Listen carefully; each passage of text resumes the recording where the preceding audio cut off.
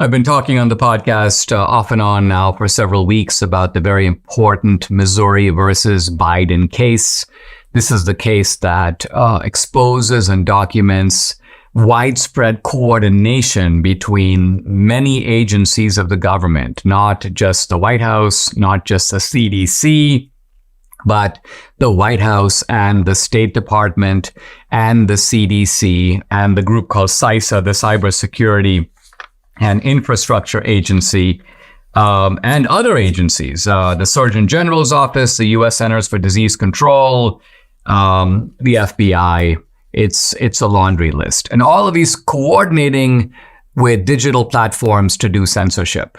And there's an update on the case, and very good news, and one piece of kind of, I won't say bad news, but sort of so-so news. So here's the so-so news, or maybe mildly bad news.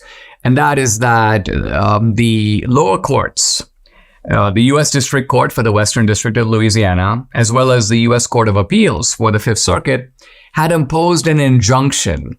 So what's an injunction? An injunction is basically a temporary block on the Biden regime and the agencies of the Biden regime acting in any way to coerce, influence, cajole, intimidate, threaten social media platforms. The social media platforms, by the way, can do censorship on their own if they want. They simply cannot coordinate with the government to do it. So the injunction was a way of saying that even though there's an ongoing trial, it's sufficiently clear that the Biden regime is violating the First Amendment by using a sort of surrogate form of censorship. They can't censor directly, so they censor through the digital platforms. And they censor who? You, me, ordinary citizens lawfully exercising our First Amendment rights. So an injunction was in place that said, you cannot do this starting now. So what did the Supreme Court do? The Supreme Court comes in and they lifted the injunction, which basically means that the Biden administration can now resume coordinating with social media platforms. That's the bad news. Here's the good news. They said, we're going to take the case.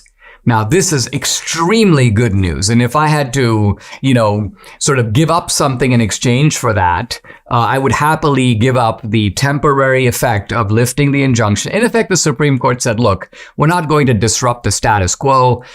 We are going to look at this and make a decision. The decision, of course, will not come immediately. It's going to come next spring. But I think it's going to be a landmark decision, equal in importance, if not more, to the affirmative action decision that came down. Also in the same kind of significant category as the Dobbs decision, striking down Roe versus Wade. This is a court that is making some major changes. And I think this is an issue that now, Alito, Clarence Thomas and Gorsuch dissented. I think they wanted to keep the injunction in place. But it seems like Kavanaugh and Roberts went with the liberals here and saying, no. And I think Roberts here is playing a little bit of a game where I think he knows this is going to all go down. The censorship thing is going to be smashed. And it'll be a huge victory against the police state. When people say, how do we fight the police state? Well, this is how. You fight the police state through lawful agencies and power that is on our side that is effectively exercised. And I don't want to even criticize Roberts here because I think Roberts is saying, let's maintain the credibility of the court. Let's give the liberals here a morsel by lifting this injunction. But then we're going to look at it and we're going to decide on the merits. And I'm confident that this will be struck down pretty decisively. 5-4 for sure, maybe even 6-3. And that's all coming up. And that will be a very big victory. Now, Alito is impatient and he basically says, at this time in the history of our country, what the court has done, I fear, will be seen by some as giving the government a green light to use heavy-handed tactics to skew the presentation of views on the medium that increasingly dominates the dissemination of news. That is most unfortunate. So who can disagree? Because essentially, an evil, even if it is stopped eventually. You've heard the phrase, justice delayed is justice denied. And that's what's happening here, because there are so many people who are affected now by censorship. There's so many people who will continue to be affected by censorship over the next several months. And the court is basically saying, we're not going to put an immediate end to it. Because what they could have done is they could have said, all right, injunction, stop doing it. and let's have our case. We'll hear it in the spring. We'll decide in the spring, and we'll tell you then if you can resume. But in the meantime, no.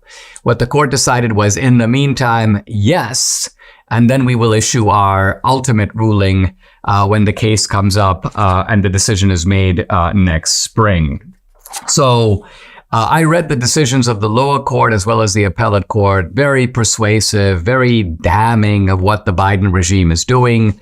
But it looks like, because the court is playing its own kind of, I don't know if politics is the right word or prudence is the right word, the court is sort of giving some deference, if you will, to the Biden administration temporarily. And for that reason, justice is in fact delayed. Let us hope it is not in the end denied.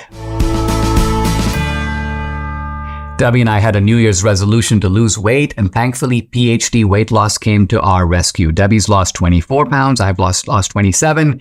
We're both now on maintenance and very happy about it. The program is based on science and nutrition. No injections, no pills, no long hours in the gym, no severe calorie restriction, just good, sound, scientifically proven nutrition. It's so simple. They make it easy by providing 80% of your food at no additional cost. They tell you when and what to eat. And guess what? You can do this without ever being hungry. The founder, Dr. Ashley Lucas, has her PhD in chronic disease and sports nutrition. She's also a registered dietitian. She helps people lose weight and, most important, maintain that weight loss for life. So are you ready? If you want to take the step of losing weight like Debbie and I have, call PhD Weight Loss and Nutrition. Here's the number, 864-644-1900, or you can find them online at myphdweightloss.com. The number again to call, 864-644-1900.